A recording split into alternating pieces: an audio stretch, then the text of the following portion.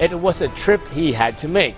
So amid a tight working schedule at home, the president, along with the First Lady and working entourage, took a time out to pay a visit to the United Arab Emirates to personally extend his heartfelt thanks to its head of state and other government officials for the mass pardon of 143 Filipino immigrant workers and the help shared to the country's typhoon victims recently. PTV's Kenneth Pasyente tells us more.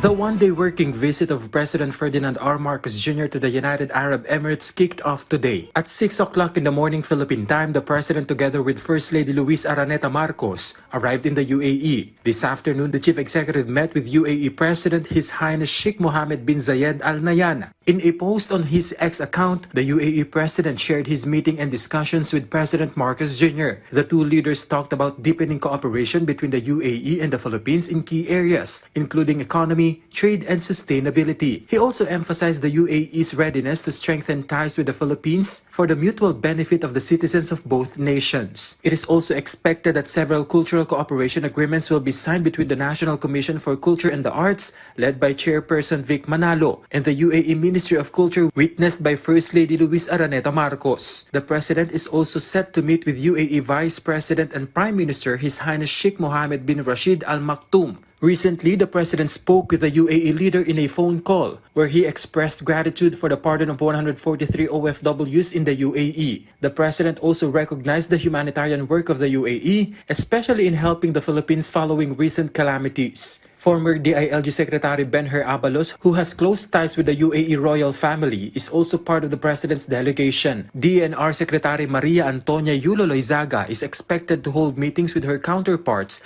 to discuss agreements on steps to prevent ocean waste. The President, through the PCO, has already apologized to the Filipino community in the UAE, saying he would not be able to visit them as he will immediately return to the Philippines to personally oversee relief and reconstruction activities in communities affected by recent typhoons. Executive Secretary Lucas Bersamin, Justice Secretary Jesus Crispin Remulla, and Agrarian Reform Secretary Conrado Estrella III have been appointed to the Caretaker Committee while the Chief Executive is abroad. From PTV Manila, Kenneth Pasyente, Balitang Pambansa.